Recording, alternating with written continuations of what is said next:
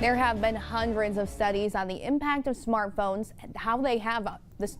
I'm sorry, let me just repeat that. The impact smartphones have on children. Mental health, behavior, and how they do in school are universally affected. That might be the impact. I know. I'm like, have I been on my phone too much? That was. In today's What the Tech, Jamie Tucker discovered a town in Ireland that's become a test case for schools around the world to learn what happens if kids grow up without smartphones. Well, in Greystones, kids get their first smartphone when they start secondary school, what we think of as 7th grade, when kids are about 13 years old. So the question I wanted to look at is, can you tell a difference between kids who grew up with smartphones and those who didn't?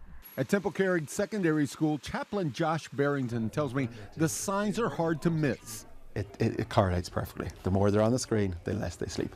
And the less they sleep, the more we have mental health problems. He says anxiety and stress have spiked right alongside smartphone use, beginning in 2008, the same year the first iPhone was introduced.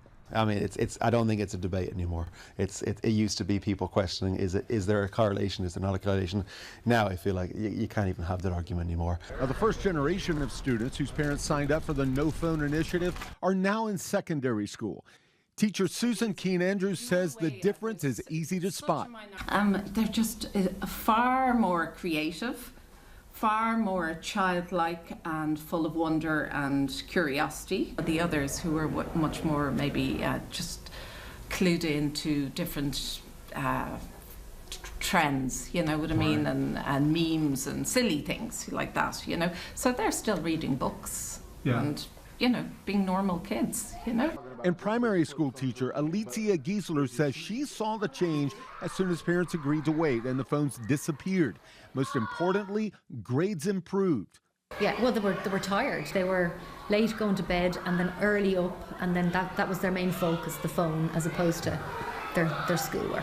And when It Takes a Village began, it wasn't uncommon here to see 9-year-olds accessing the internet on a smartphone, and that age was trending younger. Now, in its 3rd year, the age is trending older, as many students are voluntarily putting off using the internet on a smartphone until well after they enter secondary school. That's What the Tech. From Greystones, Ireland, I'm Jamie Tucker. That's a great series, and tomorrow Jamie talks to parents who made the pledge and the children who are growing up with no access to smartphones.